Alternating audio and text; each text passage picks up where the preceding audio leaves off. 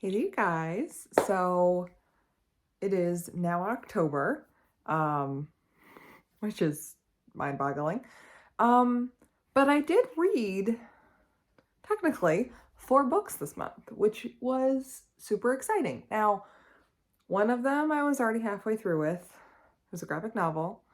And 2 of them I listened to on audio, and the other one was a book that wasn't like, it was more of an easy read kind of thing. But I read 4 books, so number-wise, that makes me happy. So I'm going to go through them really quick of the books that I read this month. I'll talk about them briefly, and yeah.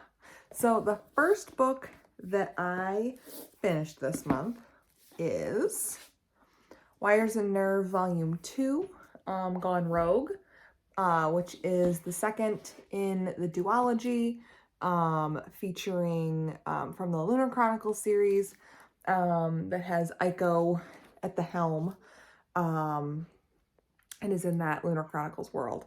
I so much enjoyed being back in this world and living a kind of post-story in this universe, and seeing Aiko's kind of point of view a little bit more than we do in the original series, being from one certain person's point of view, and we never get to see Aiko and get to kind of see how Aiko became, that kind of thing.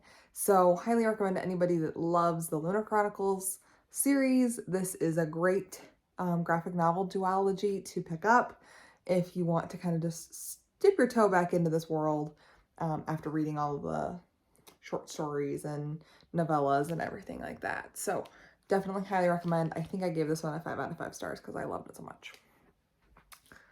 The second book that I finished this month that I listened to was Tales of Beetle the Bard by J.K. Rowling, narrated notes from Professor Dumbledore.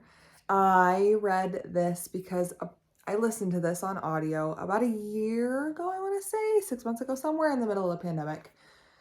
They released an audio version of this free to Audible members that was narrated. Each chapter was narrated by a handful of different actors in the Harry Potter universe. So I can't remember all of their names off the top of my head, but like Professor Flitwick and Luna Lovegood, and the woman who narrates Hermione is the woman that plays her in the Broadway show / West End show. Jude Law reads all of Dumbledore's stuff. It was just so nice listening to one of these stories narrated by one of those people, and I think that made me love this way more than I might have if I read it myself. It was just nice to have it read by all these different people and have it be in that kind of a sense. And so I'm pretty sure I gave this 4 out of 5 stars, but that's solely because I listened to the audiobook. Had I read this, it would have also gotten a 3 like all the other books. But highly recommend the audiobook to this. It was just so nice and heartwarming, and I just like, it might be something I re-read, like I re-listen to every once in a while, just because it's like I want to say like a 2.5, 3 hour long audiobook. It took me a couple days because I just listened to like one story a night, and it was just really, really nice to listen to, and just hear all those voices and all the people that we love from the movies. So there's that.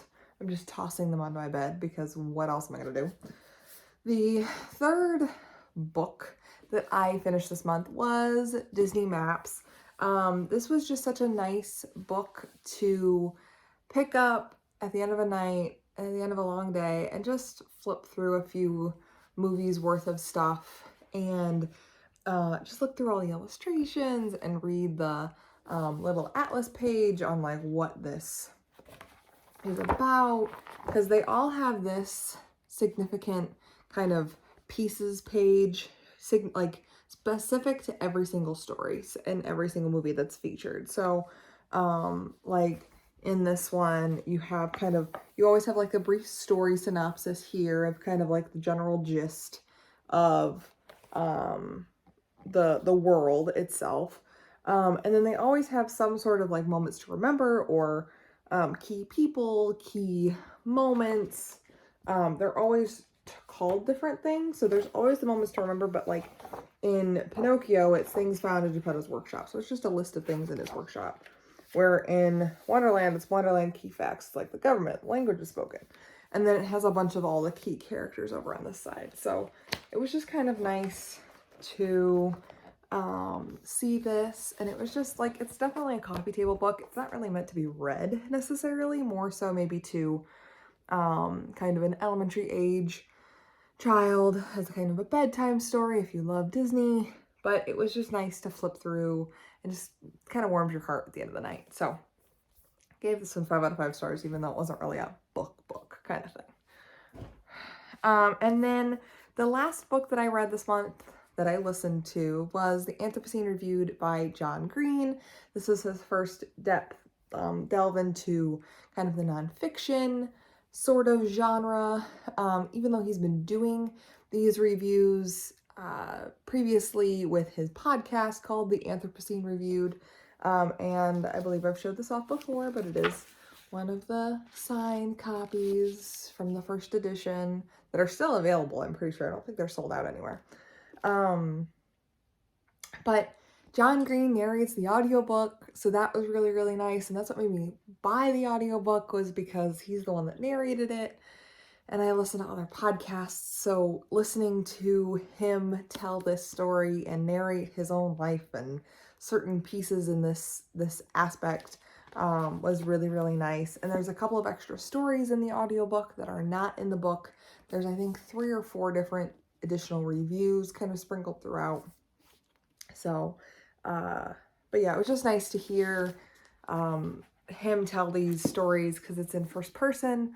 So for him to talk about like, oh, in this moment I'm doing this, it was just kind of nice to hear him describe it all versus just reading it in my head. So that is it. Those are the 4 books that I read this month, which was super fun.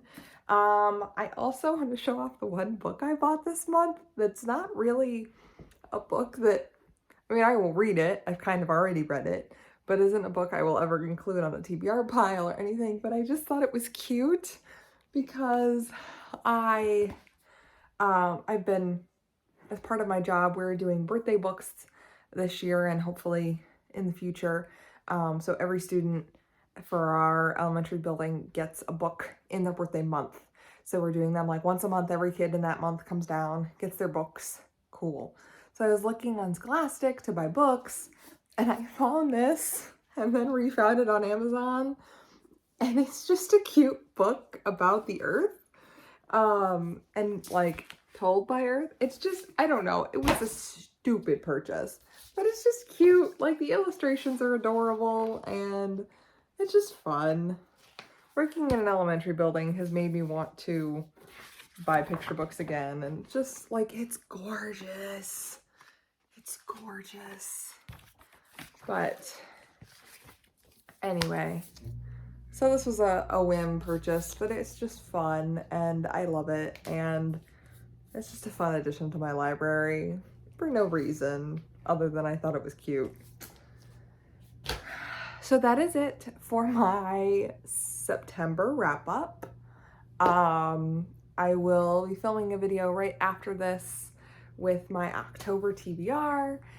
Extraordinarily ambitious, as is every month, but I want to have options. Options are important to me, so I want to be able to have a plethora of books to choose from, knowing I'm only going to read half of them. If I read all of them, that would be wonderful, but seeing as we're already 4 days into the month of October and I haven't read any of them, odds are I'm not going to finish 10 books this month, but we'll see. We shall see. Anyway, thank you guys so much for watching, and I'll see you guys on my next video. Goodbye!